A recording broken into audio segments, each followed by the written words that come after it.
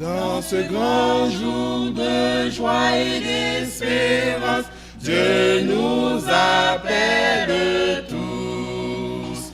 À toi nos cœurs pleins de reconnaissance, à toi, ô divin roi, pour nous bénir, pour bénir la tâche, à nous son bras s'est étendu, sa main ouverte sans relâche, à nous chaque jour. Venez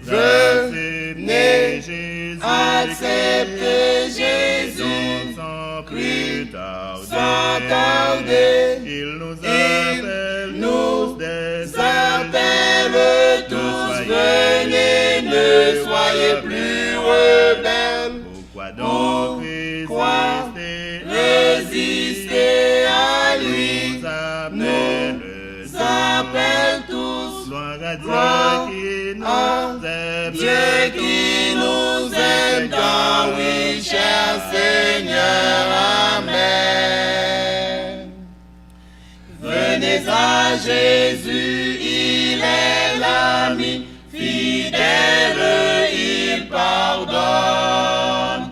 Aux rebelles, venez à Jésus, venez à l'instant même. Venez à Jésus, venez à lui, il est l'amour suprême. Venez à celui qui vous aime, oh venez à lui. Venez accepter Jésus, sans plus tarder. Sans tarder. Il nous appelle tous, venez, ne soyez plus rebelles. Pourquoi donc résister à lui? Nous appelle tous. Gloire à Dieu qui nous aime tant, oui, cher Seigneur, Amen. Oh, venez, venez à Jésus-Christ, il veut sauver votre âme. Que votre cœur le réclame, donnez-vous à Jésus.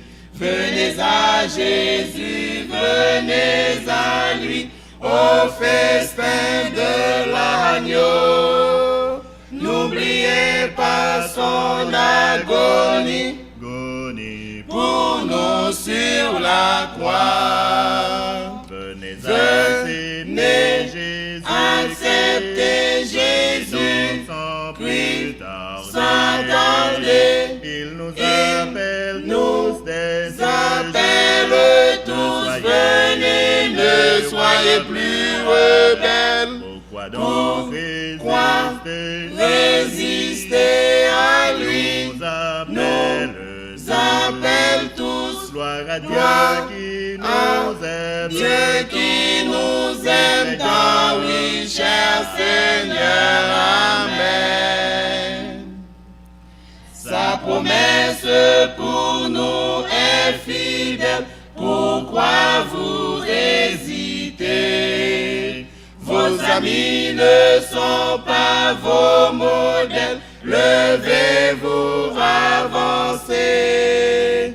À votre porte, Jésus se tient, il veut vous faire le sien. Chers amis, avancez vite, il est encore temps. Venez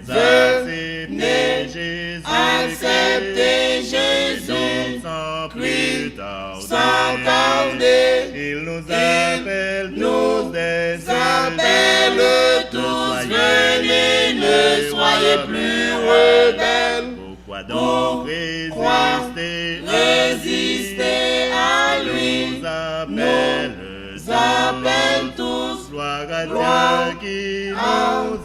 Dieu qui nous aime tant, oui. Seigneur. Amen.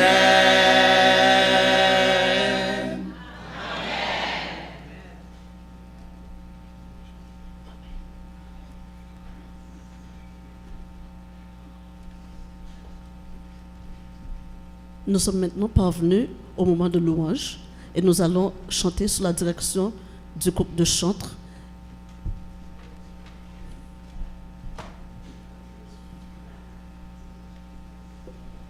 Nous commençons avec le numéro 224, tel que je suis.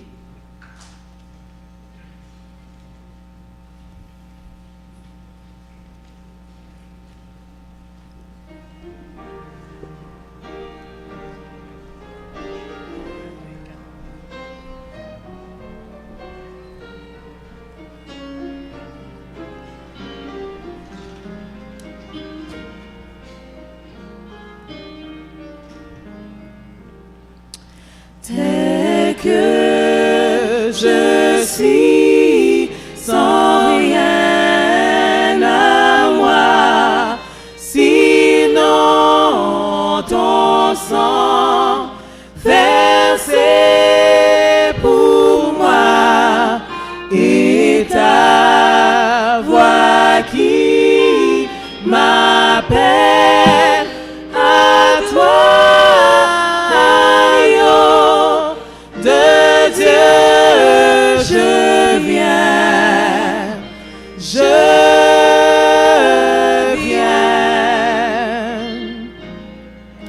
Tel que je suis, bien vacillant, en proie au doute, à chaque instant, luttons dehors, craintons dedans.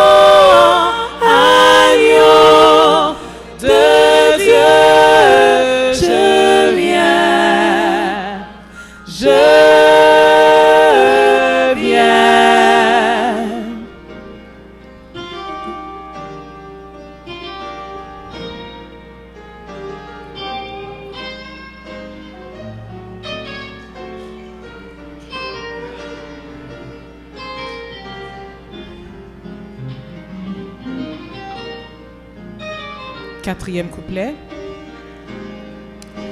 Tel que je suis, ton grand amour à tout pardonner sans retour. Je veux être à toi. Ce jour, agneau de Dieu, je viens.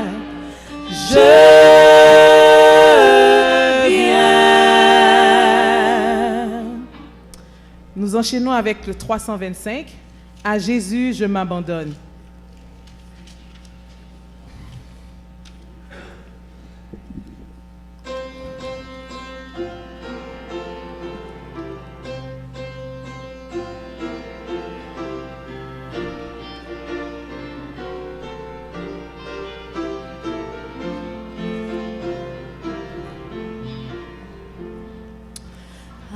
Jésus, je m'abandonne, ce qu'il me dit, je le crois, et je prends ce qu'il me donne, la couronne avec la croix.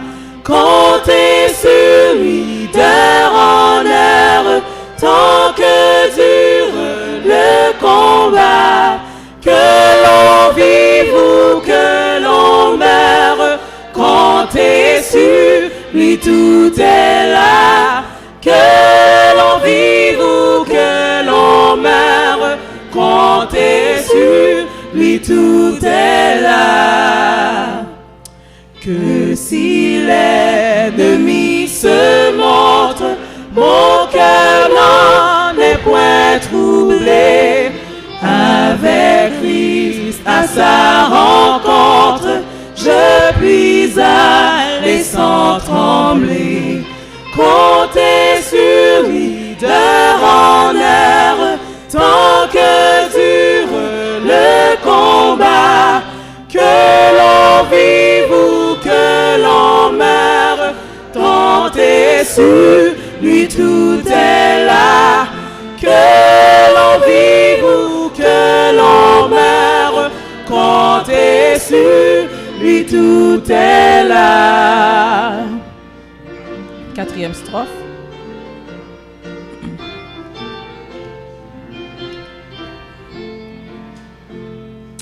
Qu'on m'approuve ou qu'on me blâme, et demain comme aujourd'hui, je ne veux, quoi qu'on réclame, jamais compter que sur lui, compter sur lui d'heure en heure, tant que dure le combat, que l'on vive ou que l'on meure, compter sur lui tout est là, que l'on vive ou que l'on meure, compter sur lui tout est là.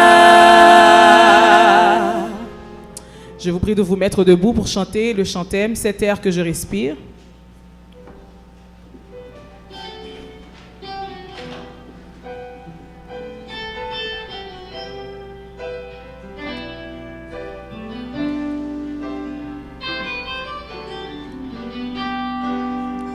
Cet air que je respire, cet air que je respire, c'est ta présence qui vit en moi.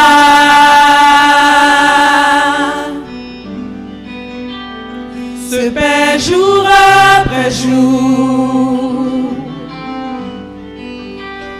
se paie jour après jour, c'est ta parole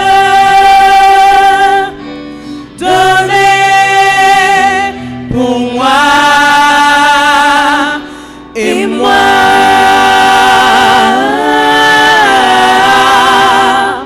J'ai tant besoin de toi.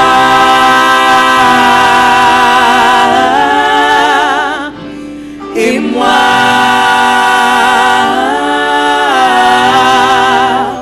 je suis perdu sans toi.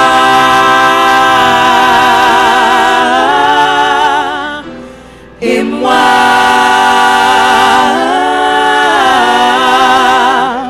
j'ai tant besoin de toi.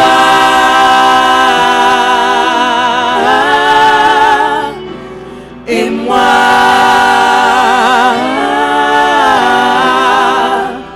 je suis perdu sans toi.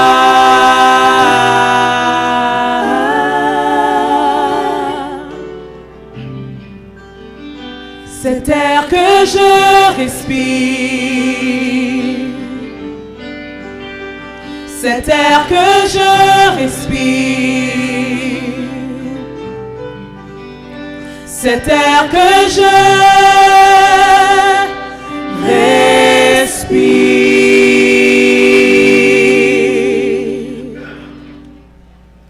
Amen. Cet air que je respire, c'est ta présence. Chers amis, bonsoir. Ce soir, je suis très heureux de vous voir et je voudrais vous dire au nom du Seigneur, soyez les bienvenus. Vous savez, soir après soir, j'ai toujours énormément de plaisir de me trouver en votre compagnie et de partager la parole de Dieu avec vous. Sachez que si c'est la première fois que vous nous visitez, nous avons un livre que nous souhaiterions vous donner. Alors, si vous n'avez pas eu ce livre et que c'est la première fois que vous nous visitez, vous avez juste à lever la main comme ceci. On vous remettra le livre et à l'intérieur du livre, il y a 3 personnes par ici qui n'ont pas reçu notre livre. À l'intérieur du livre, vous verrez qu'il y a une jolie carte. Cette carte, c'est une carte de présence. Cette carte nous permet de prier pour vous soir après soir, mais surtout de comptabiliser vos présences. Parce que sachez que lorsque vous avez totalisé cette présence, nous avons un beau livre à vous remettre. Ce livre, en fin de compte, retrace l'histoire du christianisme et l'histoire de la parole de Dieu à travers les âges. Elle vous aidera dans votre quête du bonheur, dans votre connaissance du bonheur. Alors ce soir, je souhaiterais savoir si Kérestal Bernadette est ici. Est-ce qu'elle est ici, Kérestal Bernadette? Est-ce qu'elle veut bien se mettre debout? Tu peux te mettre debout. Voilà, mes félicitations. Voici un beau livre. Est-ce qu'on peut lui remettre? Merci beaucoup. Donc, sachez que si vous avez été ici plus de 7 fois et que peut-être nous n'avons pas totalisé toutes les présences, vous avez juste à aller vous inscrire à la table de présence et dire à nos hôtes et à nos hôtesses que vous avez été ici présents plus de 7 fois et que vous n'avez pas eu votre cadeau ce soir. Elles se feront un plaisir de me remettre la liste afin que, non pas demain, parce que demain c'est notre soirée de congé, mais mardi soir à 7h, je vous remettrai votre cadeau. Après 14 présences, vous aurez le plaisir d'avoir cette jolie Bible. En fin de compte, cette Bible retrace presque tous mes messages. Vous allez voir. Lorsque vous ferez l'acquisition de cette Bible, et je vous l'ai dit soir après soir, vous ne pouvez pas la trouver à la maison de la Bible. C'est une Bible tout à fait spéciale que nous vous avons fait faire spécialement pour vous. Parce qu'elle contient le résumé de presque tous les messages. Lorsque vous ferez cette acquisition, vous irez à la fin et vous verrez les messages que j'ai présentés soir après soir. Vous allez pouvoir avoir le résumé et l'étudier pour vous-même. Le sujet de ce soir s'intitule « Comment recommencer sa vie ». Comment recommencer sa vie? Je sais que certains d'entre nous aimerions avoir une page blanche et recommencer notre vie. Ce soir, nous allons voir comment. Inclinons la tête et demandons l'assistance de Dieu. Seigneur Jésus éternel, je te remercie parce que ce soir, tu veux nous apprendre comment recommencer notre vie. Je prie éternel afin que tu puisses m'aider à partager ce message et que tu puisses préparer le cœur de tes enfants à entendre ta parole. Au nom de Jésus, nous t'en prions. Amen. Donc, le sujet de ce soir s'intitule « Comment recommencer sa vie ». Je ne sais pas si vous avez déjà remarqué les petits-enfants. Généralement, vous leur demandez quel âge est-ce qu'ils ont. Et ils ne vous disent jamais 5 ans ou 6 ans, ils vous disent quelque chose comme 5 ans et demi. Ils ne disent pas 5 ans, ils ne disent pas 6 ans, mais ils disent 5 ans et demi, ou 7 ans et demi, ou 8 ans et demi. Il semble qu'ils sont toujours tournés vers l'avenir, portés vers l'avenir. Vous savez, ils veulent être grands, ils veulent grandir, ils veulent avoir leur permis de conduire, ils veulent être diplômés, ils veulent voter, ils veulent se marier, ils veulent habiter chez eux. Et ils sont tout petits. Des fois, ils ne vont même pas à l'école, c'est des petits bouts de chou, mais ils veulent déjà aller à l'école. Les petits sont toujours tournés vers l'avenir. Est-ce que vous avez déjà remarqué les gens un peu âgés, les plus âgés? Ils regardent toujours en arrière. Ils ont toujours des expériences du passé à vous raconter. Toujours des choses qu'ils ont fait avant. Même certaines personnes racontent toujours des expériences d'Haïti. Comment ça se passait en Haïti? Comment ça se passait quand ils étaient petits? Comment ça se passait quand ils étaient dans le Nord ou au Cap haïtien ou à Port-au-Prince? Ils ont toujours tout un tas de souvenirs d'Haïti qu'ils racontent. Le bon vieux temps. Évidemment, tout le monde n'aime pas regarder vers l'avenir ou le passé. Certains sont comme figés. Vous savez, il y a plusieurs personnes qui se sentent coupables de choses qu'ils ont faites.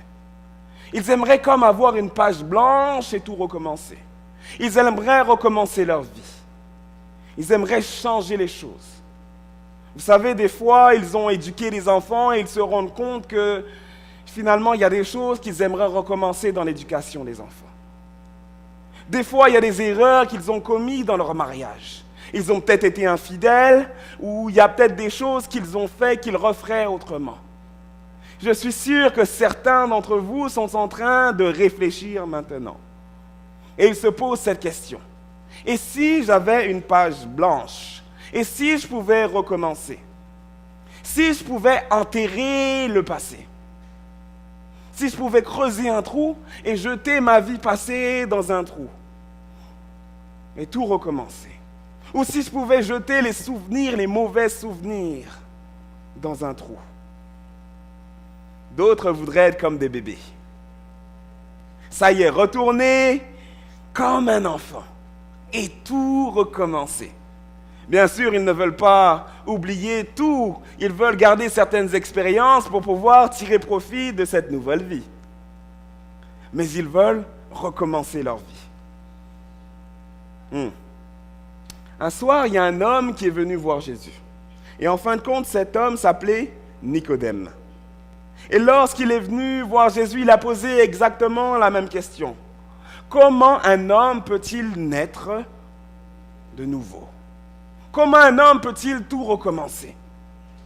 Et Jésus lui répondit que pour renaître de nouveau, il fallait naître d'esprit, d'eau et d'esprit. En fin de compte, Jésus lui dit que pour naître de nouveau, il fallait se baptiser. Le baptême est un symbole de la naissance. Parce qu'au baptême, nous participons non seulement à la mort, mais c'est-à-dire à l'ensevelissement de Jésus, mais aussi à la résurrection du Christ. Voyons ce que nous dit la parole au sujet du baptême dans Romains 6, versets 3 à 4. Lisons ensemble. « Ignorez-vous que nous tous qui avons été baptisés en Jésus-Christ, c'est en sa mort que nous avons été baptisés. Nous avons donc été ensevelis avec lui par le baptême en sa mort, afin que comme Christ est ressuscité des morts par la gloire du Père, de même, nous aussi, nous marchions en nouveauté de vie. Nouvelle vie. Vous voyez, on nous parle de la mort et on nous parle de l'ensevelissement. La mort comme celle de Jésus. Et on nous parle de la nouveauté de vie, la nouvelle naissance. Oui, le baptême est une nouvelle naissance, nous dit la parole de Dieu. Et c'est ce que nous venons de lire. Vous savez, Jean a prêché dans le désert. Et en fin de compte, il était près du Jourdain. Et des milliers de personnes, beaucoup de gens venaient entendre Jean parler de la parole de Dieu. Jean les amena près du Jourdain. Lisons ensemble Matthieu 3, versets 5 à 6. Les habitants de Jérusalem, de toute la Judée et de tout le pays des environs du Jourdain se rendaient auprès de lui. Et confessant leurs péchés, ils se faisaient baptiser. Le fleuve du Jourdain, des milliers de personnes venaient entendre Jean prêcher la parole de Dieu. D'ailleurs, même Jésus vient un jour. Jésus, le sauveur de l'humanité. Il vient voir Jean, il vient auprès de lui pour montrer l'exemple.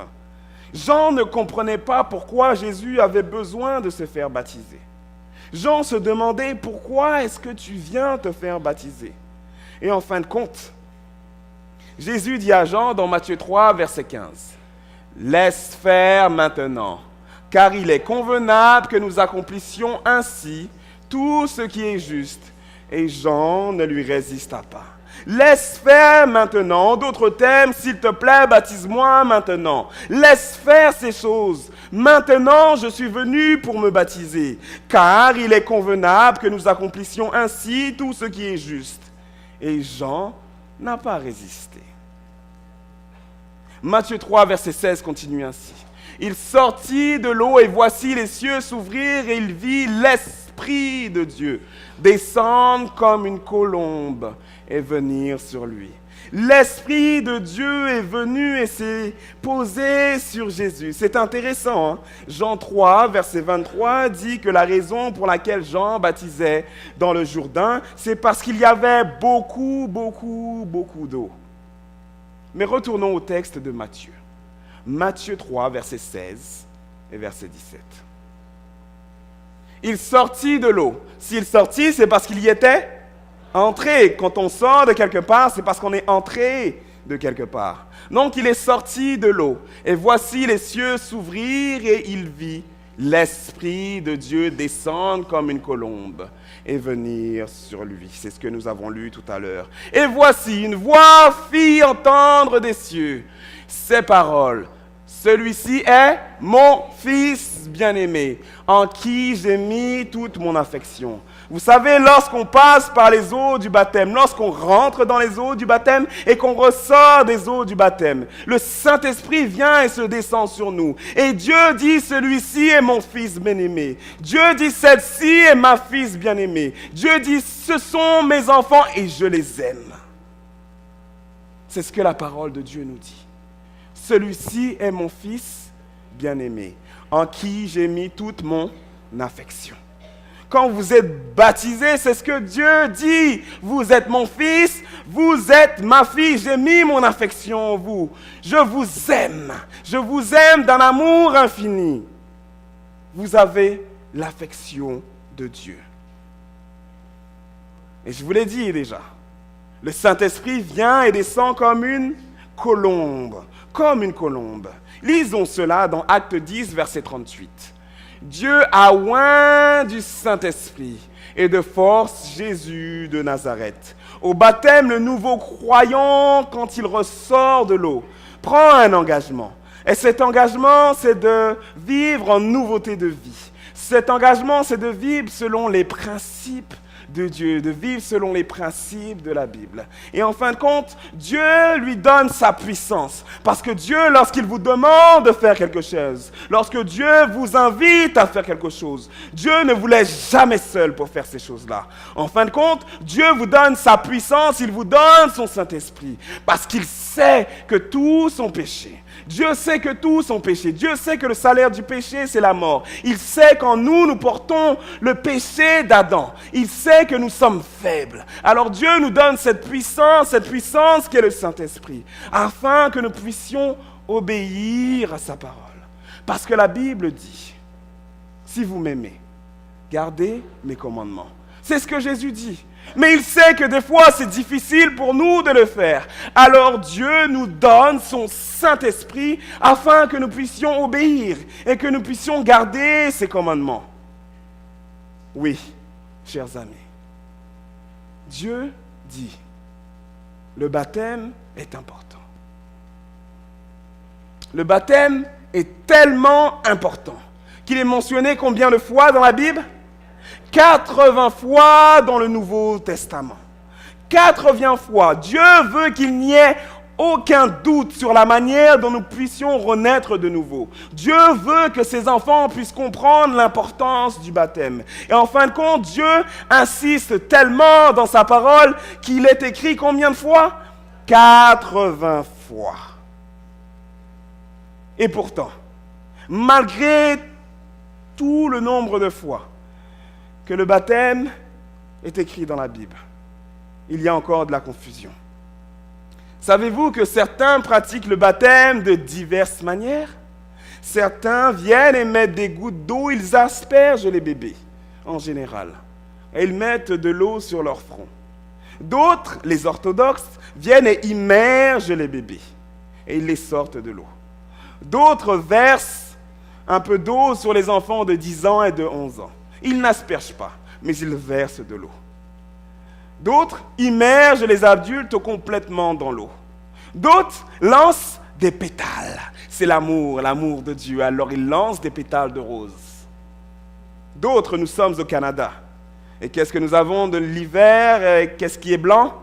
La neige. Alors ils prennent de la neige. De l'eau, de la neige, c'est pareil. De toute façon, l'eau c'est de la neige c'est de l'eau, alors ils viennent, ils prennent de la neige et puis ils envoient de la neige sur les gens pour les baptiser. D'autres disent non, pas d'eau, pas de neige, mais non, mettons de l'huile. Et ils baptisent des gens avec de l'huile. Mais qu'enseigne la Bible sur le baptême? Je vous l'ai dit, il est mentionné plus de 80 fois dans le Nouveau Testament. La Bible ne veut qu'il n'y ait aucun doute. Donc, le baptême est si important, Dieu veut que l'on comprenne. La Bible dit qu'il y a une seule méthode. Lisons cela dans Éphésiens chapitre 4, verset 5. Il y a un seul Seigneur, une seule foi, un seul baptême. S'il y a un seul baptême, c'est certainement soit le baptême de pétale, soit le baptême de neige, soit le baptême d'huile, soit le baptême d'immersion, soit le baptême d'aspersion. C'est l'une de ces méthodes. Alors regardons ensemble dans la parole de Dieu. Est-ce que vous vous souvenez de l'Éthiopien? Peut-être que vous avez lu cette histoire dans la Bible. Si vous n'avez pas encore lu cette histoire dans la Bible, nous allons l'étudier ensemble. Il y avait un Éthiopien. C'était un intellectuel. Quelqu'un qui était un lettré. Et en fin de compte, il était trésorier de la reine d'Éthiopie. Il vivait à Jérusalem. En fin de compte, il vivait en Éthiopie, mais il est parti à Jérusalem. Il est parti à Jérusalem pour rendre un culte. Et il étudiait la Bible. Vous savez, des fois, lorsque nous étudions la Bible, nous ne comprenons pas. Il étudiait un passage qui se trouvait dans le livre d'Ésaïe au chapitre 53. Et en fin de compte, il ne comprenait pas ce qu'il lisait. Il ne comprenait pas ce qu'il y avait d'écrit sur le Messie. Mais Dieu envoya quelqu'un. Il envoya Philippe. Et en fin de compte, Philippe vient. Et Philippe se mit sur son chemin. Et Philippe lui expliqua. Il lui expliqua les choses. L'Éthiopien était vraiment content. Il commençait à être excité. Il apprenait des choses sur la parole de Dieu. Et en fin de compte, il apprenait des choses sur les prophéties. Il apprenait des choses qu'il ne connaissait pas. Alors il était vraiment excité. Il découvrit que Jésus était son sauveur. Et non seulement il découvrit que Jésus était son sauveur, il croyait que Jésus était son sauveur, mais il accepta Jésus comme son sauveur personnel. Lisons ensemble cette histoire dans Actes, chapitre 8, verset 36 à 38. Comme ils continuaient leur chemin, ils rencontrèrent de l'eau. Et l'eunuque dit, « Voici de l'eau. Qu'est-ce qui empêche que je sois baptisé? » Ok. Philippe est venu voir l'eunuque. Il lui a expliqué la parole de Dieu. L'eunuque a commencé à croire. Et Philippe et l'eunuque ont continué à parler. Et là, ils ont vu de l'eau. L'eunuque allait faire un long voyage. Il partait de Jérusalem pour aller en Éthiopie. Pensez-vous qu'il allait faire de longues journées sans avoir de l'eau avec lui? Il avait au moins un peu d'eau avec lui. Aujourd'hui, il fait très très chaud. Et je suis sûr que certains d'entre vous, vous avez une bouteille d'eau à proximité. À vrai dire, certains sont même en train de boire de l'eau. Vous avez de l'eau. Vous n'oserez même pas sortir toute une journée sans boire de l'eau. Alors imaginez-vous l'Éthiopien qui est là dans son chariot et qui s'en va en Éthiopie. Il était à Jérusalem. Il a certainement de l'eau avec lui. Si le baptême était un baptême d'aspersion, il aurait dit « Ok, Philippe, j'ai compris, je crois, baptise-moi ». Il aurait donné sa bouteille d'eau et ensuite, Philippe aurait pris de l'eau, il aurait aspergé avec de l'eau. Mais non, ils ont attendu et ensuite ils sont partis un peu pendant un certain temps et là il a vu de l'eau. Il a dit voici de l'eau. Qu'est-ce qui empêche que je sois baptisé? Voici de l'eau. Qu'est-ce qui empêche que je sois baptisé? Et là, il fit arrêter le char. Philippe et l'eunuque descendirent. Donc, ils ne sont pas descendus dans une bouteille d'eau. Il y avait un peu plus d'eau que dans une bouteille. Ils sont certainement descendus dans une rivière, ou ils sont descendus dans une mare, ou ils sont descendus quelque part où il y avait assez d'eau pour Philippe et pour lui. Donc, ils descendirent tous deux dans l'eau. Et Philippe baptisa l'eunuque. Donc, Philippe ne lui a pas lancé de la neige.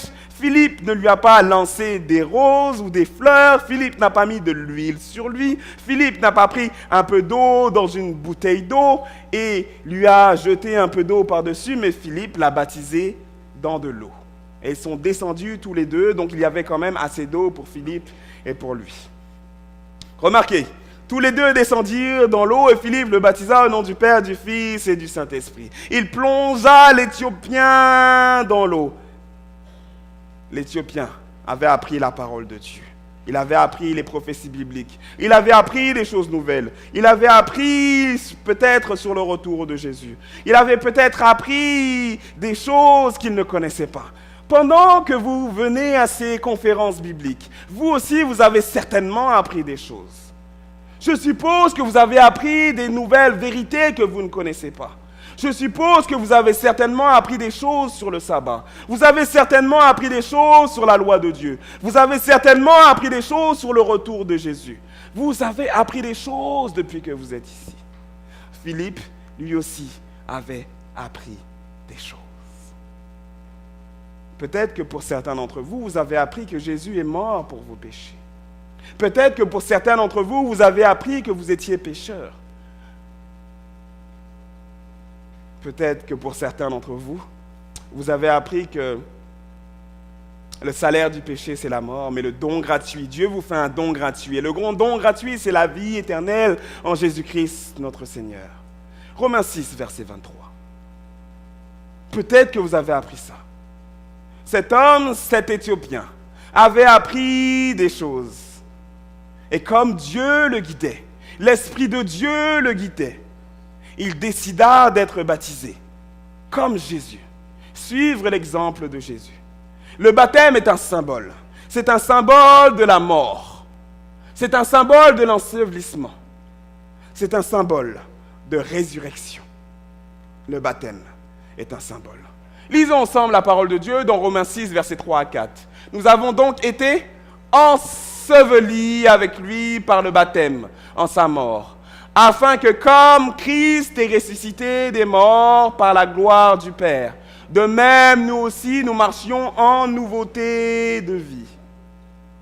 Vous savez, lorsque vous entrez dans les eaux du baptême, c'est comme si vous entrez dans un tombeau liquide. C'est comme si vous entrez dans un tombeau liquide parce que l'eau vient.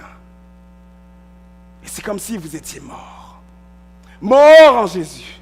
Et la personne qui ressort est en nouveauté de vie. La personne qui ressort est nouvelle. Une personne nouvelle. Oui. Vous ressentez. Nouvelle. Nouveau. Ce que vous avez fait auparavant, tout ce que vous avez fait, toutes les choses passées sont anciennes. Toutes choses sont devenues nouvelles. Toute la culpabilité, tous les secrets, toutes ces choses-là, tout cela est enterré dans les eaux baptismales, dans le baptistère, dans le tombeau liquide. Le passé meurt, la culpabilité est partie. La mort à notre ancienne vie de péché. Le baptême est un symbole. C'est un symbole que nous marchons en nouveauté de vie, que nous sommes en Jésus. Ensevelissement de nos péchés dans le tombeau liquide du baptême. Le baptême est l'enterrement, je vous l'ai dit, l'enterrement de nos péchés dans la tombe du baptême, dans la tombe d'eau. Tous les péchés ont disparu. Et vous êtes une nouvelle personne. Vous êtes un bambin, un enfant, un nourrisson. Quelqu'un pense peut-être que s'il est un grand pécheur, que Dieu ne peut pas le pardonner. Peut-être que s'il est un drogué, Dieu ne peut le pardonner. Peut-être que s'il a bu de l'alcool, Dieu ne peut le pardonner. Peut-être que s'il frappe ses enfants, Dieu ne peut le pardonner. Peut-être que s'il frappe son épouse, Dieu ne peut le pardonner. Peut-être que s'il a fait des choses terribles dans sa vie, Dieu ne peut le pardonner. Peut-être que s'il a été en prison, Dieu ne peut le pardonner. Peut-être que s'il a abandonné ses enfants, Dieu ne peut le pardonner. Mais la Bible dit que lorsque vous passez par les eaux du baptême, vous êtes une personne nouvelle. que vous ayez été alcoolique, drogué, immoral, sexuel, que vous ayez de l'orgueil dans votre cœur. Mensonge. Toutes ces choses-là sont effacées. Vous repartez avec une page blanche. Vous êtes une nouvelle personne. La Bible dit, tous ont péché et sont privés de la gloire de Dieu. Mais dans le baptême, il y a quelque chose de magique qui se passe dans les jours du baptême. Vous ressortez nouveau et nouvelle. Vous êtes une nouvelle personne. Dieu change les choses. C'est la grâce de Dieu.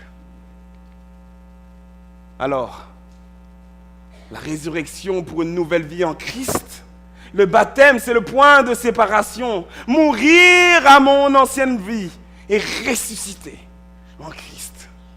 Engagé à suivre une vie à le servir, une vie à l'aimer. Oui. Alors, si nous regardons dans l'histoire, les églises anciennes révèlent la méthode de baptême utilisée. Je vous l'ai dit au début, il y a plusieurs méthodes de baptême, mais la Bible nous dit qu'il y a une seule vraie méthode. Beaucoup de gens emploient différentes méthodes, mais la Bible nous dit qu'il y a une seule méthode. Nous l'avons vu tout à l'heure. L'histoire aussi nous révèle cette méthode. Notre première étape, c'est à Philippe, au 1er siècle. Paul a établi cette église. À vrai dire, il y a l'épître aux Philippiens dans la Bible. Et en fin de compte, ces ruines datent du 4e siècle, après Jésus-Christ. Et vous allez voir le baptistère. Vous le voyez au milieu, le baptistère, il y a un homme dans le baptistère. En fin de compte, le baptistère devait être assez profond afin qu'on puisse immerger les gens à l'intérieur. Les chrétiens étaient immergés dans l'eau. C'était un baptême par immersion. Aujourd'hui, si nous allons à Rome, à l'église Latran de Saint-Jean, la deuxième église de notre étape, le baptistère de Rome, vous le voyez au plein milieu. Et en fin de compte, c'était des croyants adultes qu'on mettait à l'intérieur. Et ces croyants étaient baptisés par immersion. Vous connaissez ce monument, la tour penchée, la tour de Pise. C'est un monument historique, connu par tout le monde. La tour penchée. À l'arrière de la tour penchée, vous voyez ce monument. En fin de compte, ce monument, c'est une église. Et les amis catholiques romains, il y a 1300 ans, pratiquaient le baptême à l'intérieur. Et en fin de compte, ils baptisaient les gens par immersion. Voici ce qu'on nous dit. Ce n'est qu'au concile de Ravenne en 1311 après Jésus-Christ que l'aspersion et l'effusion d'eau furent officiellement acceptées comme ayant la même validité que l'immersion dans le rite du baptême. En fin de compte, ce n'est que 1300 ans après Jésus-Christ que les choses ont changé dans l'Église catholique et que l'Église catholique a décidé d'accepter le baptême par aspersion. Mais avant, c'était le baptême par immersion. Durant les premiers siècles, il y a beaucoup de pratiques qui sont entrées dans l'Église et des pratiques qui n'étaient pas fondées sur la Bible. En fin de compte, les chrétiens ont commencé à se fier à leur propre logique. Ils étudiaient la Bible et il y avait des messages, des passages qu'ils comprenaient de manière... C'était pas facile, c'était très très difficile. Alors ils ont décidé de changer certaines pratiques bibliques. Et ils pensaient bien faire. Mais en fin de compte, ils ont changé la parole de Dieu. Alors demandons-nous, pourquoi le baptême par aspersion est-il entré dans l'Église? En fin de compte, les prêtres étaient appelés. Ils étaient appelés au chevet des mourants, au chevet des gens qui étaient mourants. Et ils savaient que Jésus avait dit, celui qui croira et qui sera baptisé sera sauvé. Remarquez, il y a deux choses pour être sauvé. Deux choses. Il faut croire et il faut être baptisé. Si nous voulons être sauvés, il y a combien de choses? Deux choses. Deux choses pour être sauvé. La première, c'est de croire et il faut croire en Jésus. La deuxième, c'est d'être baptisé. Si nous croyons en Jésus et que nous sommes baptisés, nous serons sauvés. Et ils savaient, les prêtres catholiques savaient cela. Donc ils savaient que Jésus avait dit qu'il fallait croire et qu'il fallait être baptisé. Alors, qu'est-ce que les prêtres ont fait?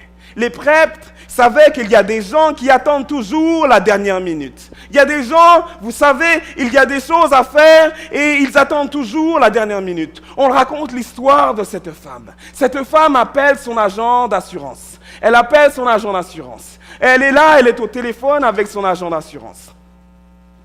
Et elle dit, j'ai besoin de souscrire à une police d'assurance et j'ai besoin qu'on augmente ma police d'assurance.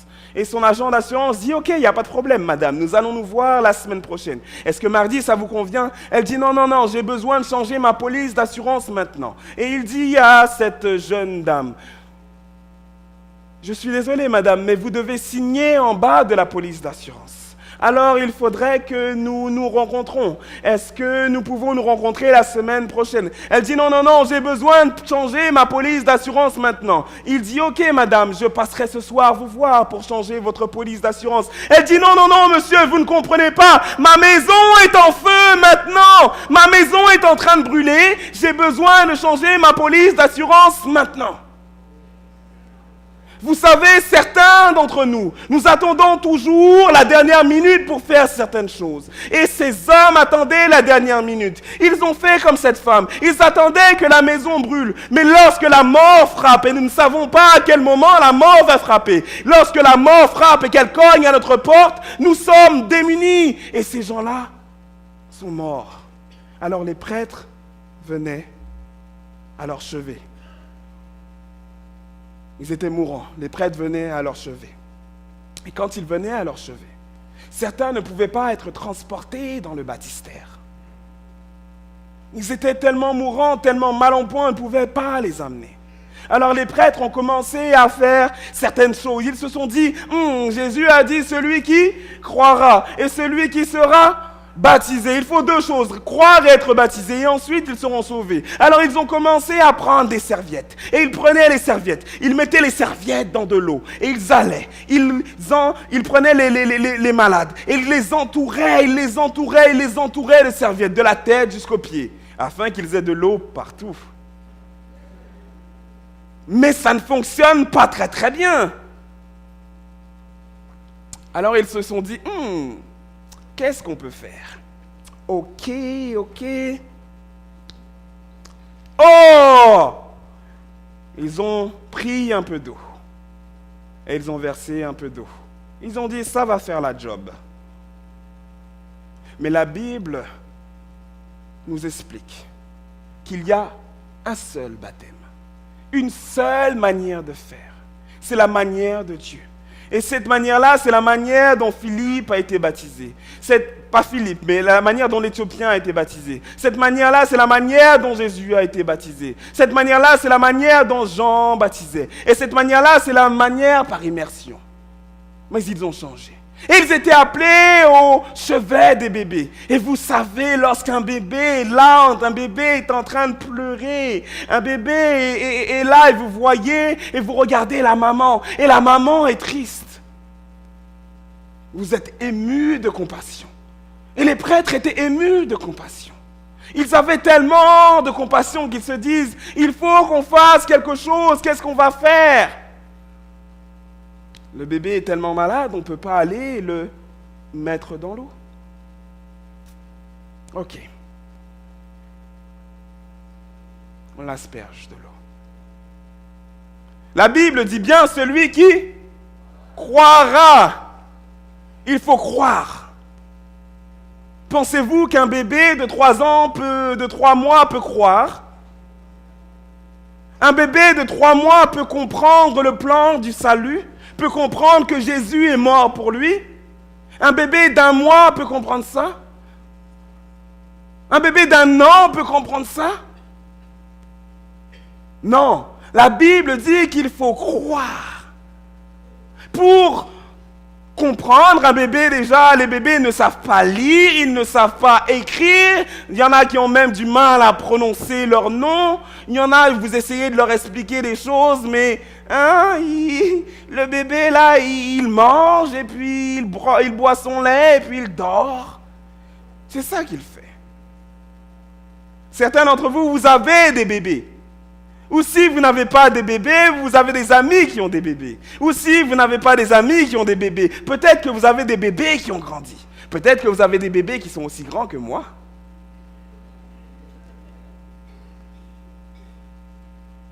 Lorsqu'un enfant est petit, tout petit, l'enfant ne peut pas comprendre ça. Les prêtres ont essayé de faire de leur mieux. Mais ce n'est pas ce que la parole de Dieu nous dit. La parole de Dieu nous dit qu'il y a un seul baptême, une seule méthode, une seule manière de faire. Alors aussi cute que ces bébés sont, ils doivent attendre de pouvoir comprendre. Oui, ils doivent comprendre. Vous savez, la Bible a été écrite en plusieurs langues. La Bible a été écrite en grec, en hébreu et en araméen. 3 langues. Mais le Nouveau Testament a été écrit en grec. Alors, le mot grec qui est utilisé ici, c'est baptizo. Baptizo, en anglais baptism, et en français, baptême. On voit bien la même racine. Baptizo, baptême, baptism en anglais. Et comme c'est en grec, un jour, quelqu'un allait voir un grec et puis ils étaient au restaurant et il demande à son ami grec, qu'est-ce que ça veut dire baptizo? Alors, son ami grec prend le petit biscuit et il le trempe. Il le trempe dans son café. Et il lui dit, voici ce que ça veut dire baptizo. Baptizo, ça veut dire tremper, immerger. C'est ça que ça veut dire. Alors c'est pour cela que Philippe et l'Éthiopien, ils comprenaient très très bien ce qu'ils étaient en train de lire et ce qu'ils disaient. Alors Philippe et l'Éthiopien, finalement, ils n'ont pas voulu être aspergés. Ils savaient exactement qu'il fallait qu'il y ait de l'eau. Et c'est pour cela qu'ils sont descendus tous les deux dans l'eau. Oui. Le mot grec baptizo signifie plonger, immerger, plonger sous l'eau. Vous savez, il y a certains qui se demandent, est-ce que je suis prêt pour le baptême? Comment savoir réellement si je suis prêt pour le baptême? C'est vrai que j'ai appris des choses ici. C'est vrai. C'est vrai qu'il y a des choses que je ne connaissais pas. C'est vrai que j'aime Jésus. C'est vrai que j'aime Dieu. C'est vrai que Jésus a dit, si vous m'aimez, gardez mes commandements. Et je veux suivre Jésus. Mais comment savoir si c'est Dieu qui me guide? La Bible nous donne 3 étapes. La première étape, c'est se repentir. La première étape, c'est se repentir. Quand on vient à Jésus, on se repent.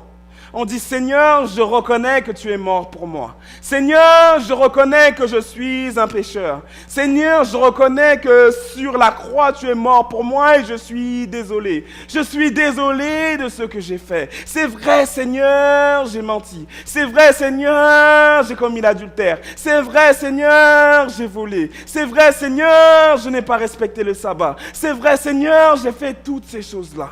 Et c'est vrai, Seigneur, j'en ai fait encore d'autres plus horribles. Mais aujourd'hui, je reconnais. Je reconnais que ces choses-là n'étaient pas bonnes. Et je veux changer, Seigneur. Je veux changer d'attitude face au péché. La Bible dit, acte 2, verset 38, « Repentez-vous et que chacun de vous soit baptisé au nom de Jésus-Christ pour le pardon de vos péchés. Et vous recevrez le don du Saint-Esprit. » Le don du Saint-Esprit. La deuxième étape, c'est de croire. Il faut croire en Jésus. Croire en Jésus. Il y a un seul nom qui peut nous sauver.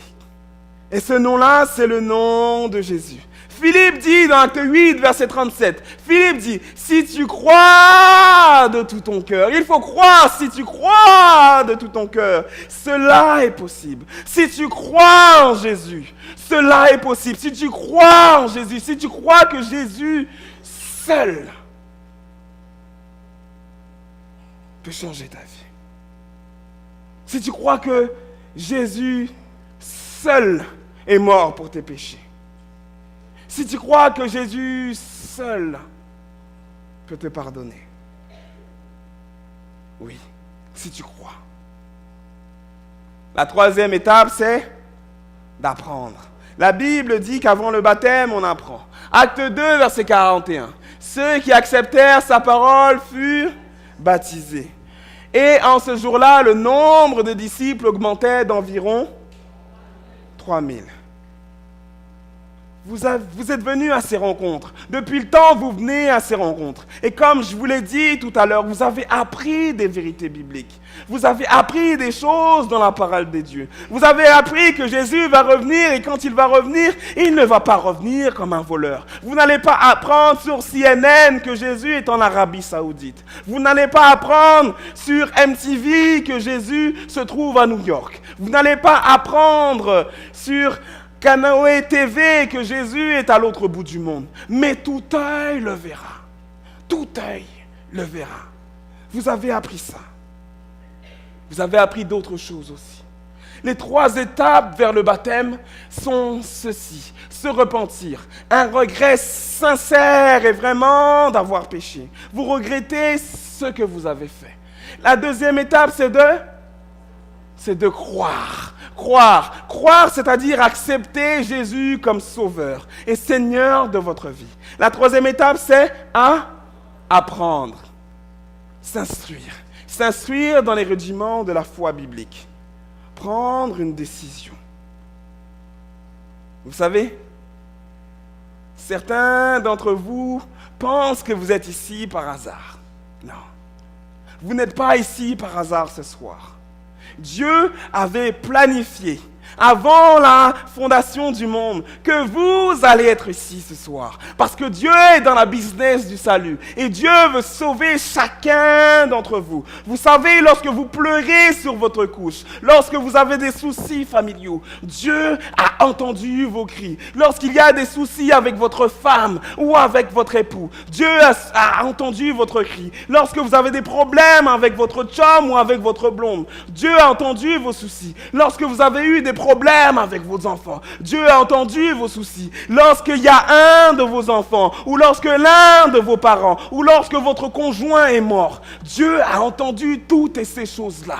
Et Dieu, en fin de compte, veut vous donner le vrai bonheur. Et le vrai bonheur, c'est en lui qu'il existe. Et Jésus avait planifié que vous soyez ici. Jésus avait planifié que vous entendriez toute cette série de conférences afin de sceller votre vie pour l'éternité, afin de changer, afin que vous repartiez avec une page blanche et que vous compreniez que le vrai bonheur se trouve en Jésus-Christ. Le vrai bonheur ne se trouve qu'en Jésus. Il ne se trouve nulle part ailleurs. L'argent, ça claque, ça part. Vous avez un travail, le lendemain, chômage. Le lendemain, vous êtes à la porte. Vous n'avez plus de travail. La compagnie ferme. On ne vous donne même pas votre chèque à la fin. Vous avez une femme, vous avez un mari, du jour au lendemain, ils s'en vont. Des fois, ils s'en vont de manière tragique, accident.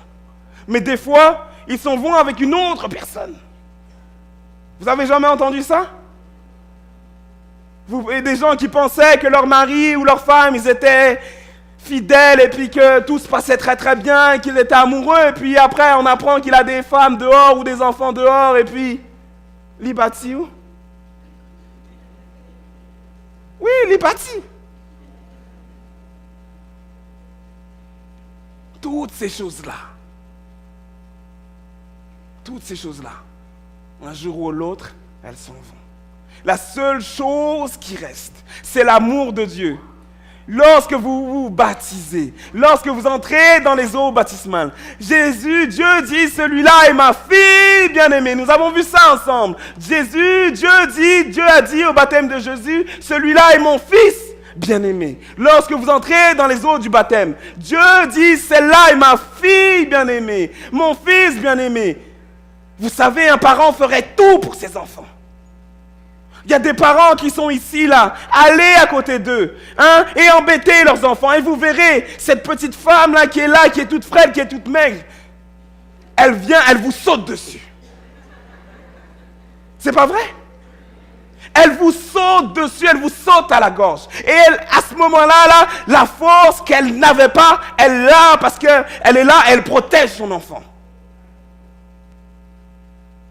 Lorsque vous donnez à Dieu, vous savez, il y a quelque chose qui se passe, quelque chose de magique. Et Jésus, Dieu dit, celui-là ou celle-là, c'est ma fille bien-aimée. Et vous savez, votre enfant, je vous l'ai dit, vous le protégez jusqu'au bec. Vous savez, c'est comme si vous étiez ces grains de maïs. Et lorsque vous appartenez à Dieu, vous êtes dans la bouteille. Le Saint-Esprit descend sur vous. Et les gens essayent, mais ils ne peuvent pas vous avoir. Ils essayent de vous attraper, ils essayent de vous faire du mal, mais ils ne peuvent pas. Le grain de maïs est protégé dans la bouteille. Lorsque vous donnez votre vie à Dieu et que vous la scellez par les eaux du baptême, le diable vient, il essaie, il veut vous tuer, mais il ne peut pas. Vous êtes protégés par son Saint-Esprit, vous êtes protégés dans la bouteille. C'est ce qui se passe. Il y a quelque chose de magique. Dieu déverse sa protection sur ses enfants. Aujourd'hui, ce soir, Dieu veut déverser sa protection sur vous. Il veut vous changer. Il veut changer votre vie. Il veut que vous soyez scellés. Il veut que vous soyez scellés à tout jamais. Le baptême est-il le moyen de s'unir à l'Église du Christ? Certains se posent cette question-là. Je veux être baptisé, mais je ne veux pas rejoindre l'Église du Christ. Que dit la Bible? Acte 2, verset 47. Lisons ensemble. Et le Seigneur ajoutait chaque jour à l'Église ceux qui étaient sauvés. Il les ajoutait où? Où? Vous savez, je suis un peu sourd là. À l'Église. Dieu les ajoute à son Église. Autour des croyants. Parce que les croyants se fortifient ensemble. Quand ils sont ensemble, ils sont fortifiés. Avez-vous déjà essayé de déchirer une feuille? Prenez une page comme ça, essayez de la déchirer. Vous pouvez la déchirer facilement. Mais vous savez, lorsque vous venez et que vous êtes dans l'église, le Saint-Esprit vient. Il est autour. Et là, essayez de déchirer les feuilles. Est-ce que vous pouvez les déchirer? Vous ne pouvez pas les déchirer. Parce qu'ils sont ensemble. Lorsque vous appartenez à l'église du Seigneur et que vous êtes ensemble les uns avec les autres, on est plus fort quand on est ensemble. Nous avons vu les étudiants. Les étudiants, ils sortent dehors et ils sortent ensemble parce qu'ils sont ensemble. Et quand ils sont ensemble, ils sont plus forts. On est plus fort lorsqu'on est ensemble. Dieu veut que vous soyez forts. Il ne veut pas vous laisser comme ça.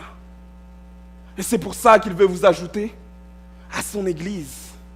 À son Église. Nous avons tous, en effet, été baptisés dans un seul esprit. Un seul esprit. Une seule Église. Christ est la tête du corps de son Église.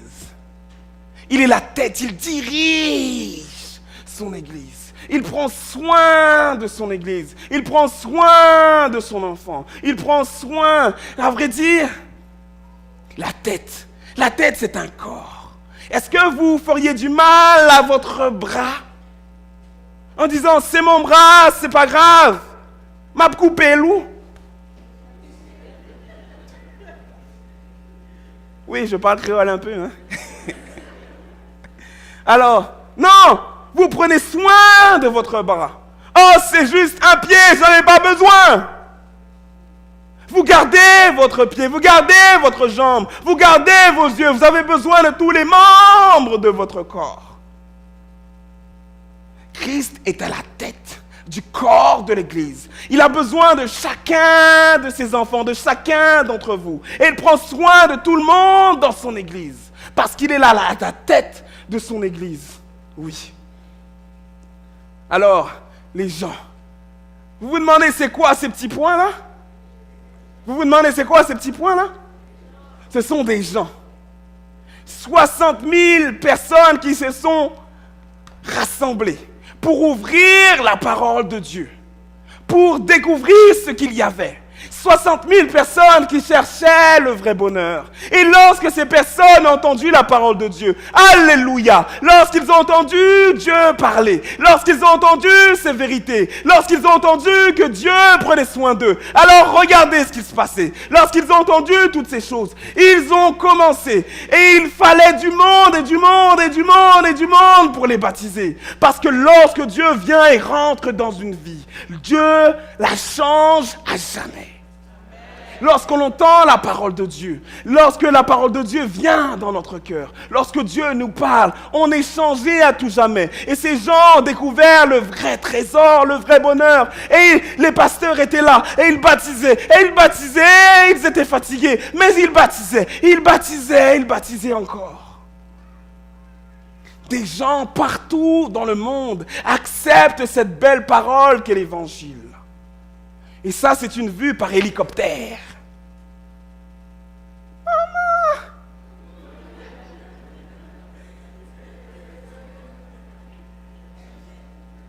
La Bible nous dit, dans Acte 22, verset 16, « Et maintenant, que tardes-tu? Lève-toi, sois baptisé et lavé de tes péchés, en invoquant le nom du Seigneur. » Lève-toi de là où tu es, sois baptisé, voici ce que la Bible dit. Dieu dit, j'ai besoin de te bénir, j'ai besoin de prendre soin de toi. Pourquoi est-ce que tu ne veux pas que je prenne soin de toi? Mais lève-toi et sois baptisé, que je mette mon sceau d'approbation sur toi. Et sois baptisé. On raconte l'histoire d'un monsieur. Un monsieur qui habitait au Cap Haïtien.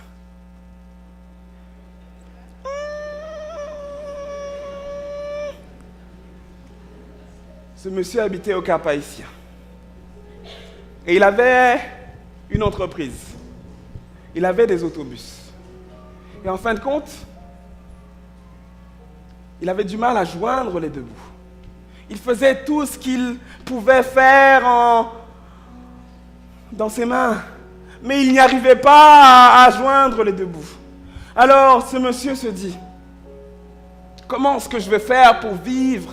Comment est-ce que je vais faire pour prendre soin de mes enfants? Comment est-ce que je vais faire pour prendre soin de ma famille? Je dois faire quelque chose.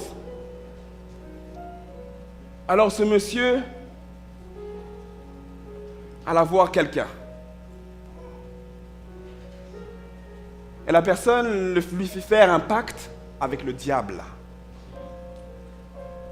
Le diable lui dit, ok, je vais te faire prospérer, tu vas avoir de l'argent. Mais chaque année, tu dois me donner des gens. Chaque année, tu dois t'arranger, tu dois me donner des gens. Et le monsieur dit, ok, il n'y a pas de problème. Il signa son pacte avec le diable. Et le pacte fut scellé. Chaque année, il y avait des accidents au Cap Haïtien. Il y avait des accidents au Morne, Pilboro. Vous connaissez bien Haïti. Et vous savez, il y avait une dame. Cette dame est venue un jour au mois de décembre. Elle est montée dans l'autobus. Elle était habillée en jaune. La dame s'est assise. Le monsieur est arrivé, il a commencé à faire le tour de son autobus. Ok, toute bagaille en ordre net. Et puis là, il est monté. Il a vu cette dame, il a dit, madame, je suis désolé, aujourd'hui, vous ne pouvez pas prendre l'autobus. La dame dit, écoutez, monsieur, j'ai payé. Je peux prendre l'autobus. Il a dit, non, aujourd'hui, vous ne montez pas dans mon autobus. Aujourd'hui, vous descendez là. C'est moi le propriétaire. Je ne sais pas ce que le chauffeur vous avait dit, mais vous descendez. Elle a dit, ok, que la volonté de Dieu soit faite. elle est descendue de l'autobus. Et là, elle a pris un autre autobus. L'autobus est parti. Quand la dame est arrivée au morne Peelborough, il y avait un gros accident. Les gens étaient morts. Une seule personne était vivante et c'était le chauffeur. La dame a commencé à louer l'Éternel, louer l'Éternel, louer l'Éternel. Les gens lui ont dit, mais vous êtes folle. Il y a du monde qui est mort et vous louez l'Éternel. Elle dit, mais j'aurais dû être dans cet autobus. J'aurais dû mourir. Vous savez, cette dame-là s'était fait baptiser. Elle appartenait au Seigneur. Lorsque vous vous faites baptiser, il y a un sceau sur vous. Et quand l'ennemi vient, il essaye par tous les moyens de vous attaquer. Il essaye par tous les moyens de venir et de détruire vos familles. Il essaye par tous les moyens de venir et de détruire vos enfants. Il essaye par tous les moyens de venir et de détruire votre vie. Mais il y a un sceau, Dieu met son sceau sur vous. Et il vous protège. Dieu vous protège. De la même manière que vous protégerez vos enfants, Dieu va vous protéger. La parole de Dieu dit, que tardes-tu? Lève-toi, sois baptisé. Que tardes-tu? Lève-toi, sois baptisé. Je veux te protéger, je veux prendre soin de toi, je veux prendre soin de ta famille. Mais pourquoi tu m'en empêches? Ne m'en empêche pas. Ce soir, Dieu veut faire alliance avec vous. Ce soir, Dieu veut changer votre vie à tout jamais. Mais ne l'en empêchez pas. Ne l'en empêchez pas. Vous savez ce qui se passe dans vos vies. Vous savez les difficultés que vous êtes en train de vivre. Vous savez les soucis que vous avez. Laissez-moi vous dire. Vous pouvez sortir ici ce soir et ne plus jamais revenir ici. Est-ce que vous savez le jour où vous allez mourir? Les gens étaient là sur le lit de mort, ils appelaient les prêtres pour être baptisés, ils ne pouvaient pas. On ne sait jamais le jour où on va mourir. On ne sait pas le jour où l'ennemi frappera à notre porte, où la mort frappera à notre porte. Mais la Bible dit dans Marc 16, verset 16, la Bible dit, celui qui croira et sera baptisé sera sauvé. Celui qui croira et sera baptisé sera sauvé. Aujourd'hui, le salut est à votre porte. Aujourd'hui, le salut s'offre à vous. Aujourd'hui, Dieu veut changer votre vie à tout jamais. Mais vous devez le laisser faire. Laissez-le faire. Laissez-le faire. Laissez Dieu changer votre vie. Laissez Dieu changer votre vie. Est-ce qu'il y en a ici ce soir qui veulent laisser Dieu changer leur vie? Est-ce qu'il y en a ici ce soir qui veulent que Dieu change leur vie à tout jamais? Vous savez, nous avons des cartes qui vont être distribuées. Je vais demander à un de mes collaborateurs de venir me voir et de me remettre l'une de ces cartes. Et je vais vous lire ce qu'il y a d'écrit sur ces cartes. La première chose, c'est ce soir, j'abandonne ma vie à Jésus, l'acceptant comme mon sauveur et Seigneur. S'il y a quelqu'un ici ce soir, et je sais qu'il y en a, je sais qu'il y a des gens ici ce soir qui demandent la prière. Je sais qu'il y a des gens ici ce soir qui, eux, veulent que leur vie soit changée à tout jamais. Si vous voulez que votre vie soit changée ce soir, si vous désirez suivre le chemin de Jésus, si vous voulez que Jésus vous conduise dans la vérité, levez la main, on vous remettra certaines de cette carte. Si vous voulez être baptisé avec Jésus, si vous voulez passer par les eaux du baptême, levez la main et on vous remettra l'une de ces cartes. Si vous voulez être baptisé, vous avez déjà été baptisé, mais vous vous êtes éloigné de Dieu, ça arrive des fois qu'on se baptise, mais qu'après on tombe dans le péché. Si vous êtes tombé dans le péché, que vous vous êtes éloigné de Dieu, aujourd'hui, le salut frappe à votre porte. Aujourd'hui, Jésus veut changer votre vie à tout jamais. Ne l'en empêchez pas. Lève-toi. Sois baptisé et lavé de tes péchés. Lève-toi. Lève-toi. Si vous voulez faire partie du peuple de Dieu en professant que Dieu peut changer votre vie. Levez la main. Levez la main et on vous remettra une carte. On vous remettra une carte. Alors pendant que l'Esprit de Dieu continue à nous parler par les chants, si vous voulez une carte, levez votre main et on vous remettra une carte. Sachez que Dieu n'est pas un menteur. Il n'est pas un homme. La parole de Dieu ne ment jamais. Et voici ce que Dieu dit dans Ésaïe 41. Voici ce que Dieu dit dans Ésaïe 41 au verset 10. Il dit, ne crains rien. Ou pas besoin de personne. Ou pas besoin de personne. Ne crains rien. Ne promène pas des regards inquiets, car je suis ton Dieu. Je suis ton Dieu. Je suis ton Dieu. Ce n'est pas celui qui est à tes côtés. Ce n'est pas celle qui est à ta gauche. C'est moi, ton Dieu. Ou pas besoin de personne. Ne crains rien. Ne promène pas les regards inquiets. Je te fortifie, je viens à ton secours, je te soutiens de ma droite triomphante. Cette dame était là dans le bus, l'ennemi est venu, mais Dieu l'a soutenue d'une main droite triomphante. S'il y a quelqu'un qui est là et qui sent dans son cœur qu'il veut se faire baptiser, mais il a peur que quand il rentre à la maison, il y ait des problèmes. Il a peur de sa maman, il a peur de son père, il a peur de son mari. Dieu veut vous dire ce soir, ne crains rien ou pas besoin de personne. Tu as du prix à mes yeux. Tu as du prix à mes yeux. Lève ta main. Lève-toi.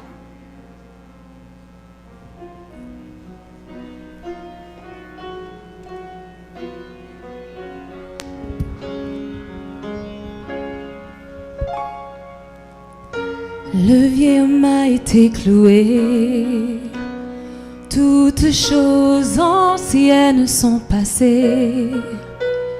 Je suis libéré, je suis sauvé par la foi, par la foi.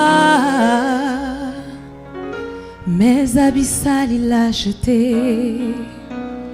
Il m'a lavé de tous mes péchés, un vêtement pur, il m'a donné par la foi, par la foi. Je marche nouvelle vers le ciel transformé. Je crois mon cœur tout entier. Quand lui j'ai été racheté, recréé par Jésus, je suis justifié.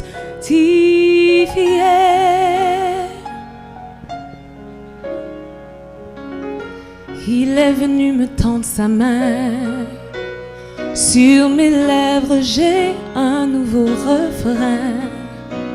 J'avance avec confiance par la foi, par la foi.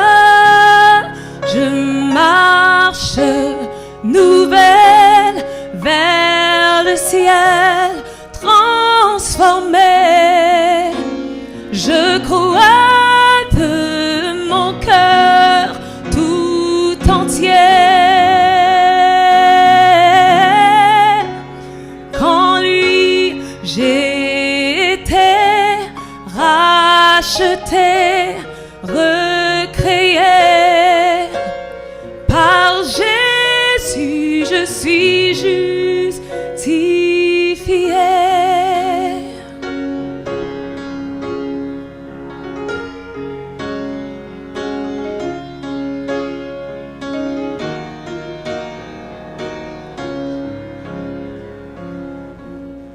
Est-ce qu'il y a quelqu'un ici qui veut être justifié, qui veut marcher par la foi? Par la foi, je marche par la foi. Par la foi, je suis quelqu'un de nouveau. Par la foi, je suis sauvé. Par la foi, je suis pardonné. Par la foi, Jésus est mort pour moi. Par la foi, lorsque Satan vient essayer d'attaquer ma famille ou mes enfants, par la foi, Jésus va me protéger. Par la foi, je n'ai rien à craindre. Car la foi, j'accepte Jésus. Est-ce qu'il y a quelqu'un qui veut accepter Jésus par la foi? Vous savez, on a des jeunes dans l'église. On a certains de nos jeunes qui sont là ici ce soir. Nos jeunes aussi ont besoin d'être sauvés. Satan vient, il attaque nos jeunes. Et certains de nos jeunes sont en tout un tas de sortes de choses. Mais Dieu veut sauver la jeunesse de cette église ici. Est-ce qu'il y a un jeune ici ce soir qui veut par la foi accepter Jésus-Christ dans sa vie? Est-ce qu'il y a un jeune ici ce soir qui veut être sauvé? Jésus veut sauver les enfants de notre église. Est-ce qu'il y a un jeune ici qui par leur foi a besoin de Jésus dans sa vie? Vous savez, des fois nous attendons d'être parfaits, mais Jésus dit, Dieu dit qu'il va déverser son Saint-Esprit sur nous, qu'il va nous donner de la puissance, et cette puissance va nous aider. Nous avons besoin de faire confiance à Dieu. C'est par la foi, non pas par mes forces, non pas par vos forces, mais par la foi. Est-ce qu'il y a quelqu'un ici qui veut marcher par la foi? Par la foi. Je sais qu'il y a quelqu'un encore qui veut marcher par la foi. Marche par la foi. N'aie peur de personne. Ne crains rien, je t'aime, je suis avec toi. Tu as juste à lever ta main. Tu n'as même pas besoin de te lever. Et nous allons venir à toi. Dieu viendra à toi. Par la foi. Par la foi. Est-ce qu'il y a quelqu'un ici qui veut marcher par la foi? Je marche nouvelle vers le ciel transformé. Je crois de mon cœur tout entier qu'en lui j'ai été racheté, recréé. Par Jésus, je suis justifié.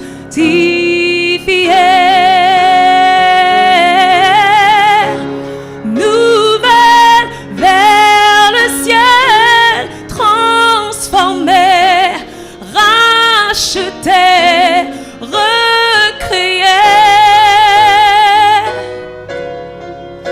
Par Jésus justifié. Oh, nouvelle vers le ciel, transformé, racheté, recréé.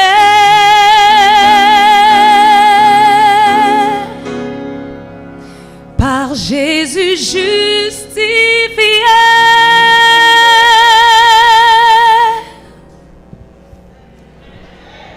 Amen, alléluia. Alléluia, alléluia. La Bible dit dans Luc chapitre 15 au verset 7. La Bible dit dans Luc au chapitre 15 au verset 7. De même, je vous le dis, il y aura plus de joie dans le ciel pour un seul pécheur qui se repent que pour 99 justes qui n'ont pas besoin de repentance. Il y a de la joie dans le ciel ce soir. Dieu est content, Dieu se réjouit, car ses enfants ont été arrachés aux démons, car ses enfants ont décidé de marcher par la foi. Ce n'est que par la foi que nous serons victorieux. Ce n'est que par la foi que nous aurons la victoire. Ce soir, il y a de la joie dans le ciel. Dieu est content. Et je sais que certains d'entre vous encore sont en train de lutter avec le Seigneur. Sachez que Dieu connaît votre lutte. Faites-en un sujet de prière. Priez dans votre cœur et vous verrez que Dieu vous donnera la réponse. Si vous avez encore les cartes dans vos mains, juste levez la main et nous allons les récupérer maintenant. Car nous voulons récupérer ces cartes-là afin de pouvoir continuer à prier pour vous. Car vous savez, la prière est une force et je crois en la prière. Donc levez la main afin que nous puissions récupérer les cartes. Il y a une main qui est levée juste ici au milieu.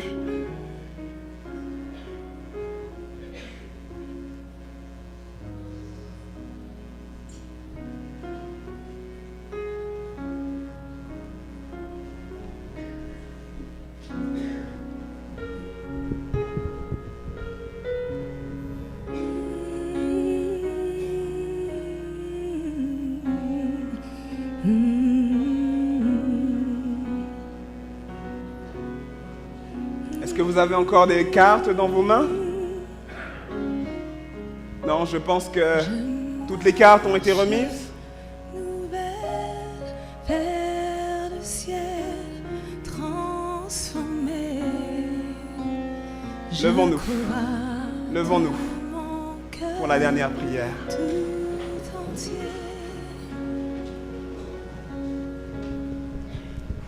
Seigneur Jésus éternel,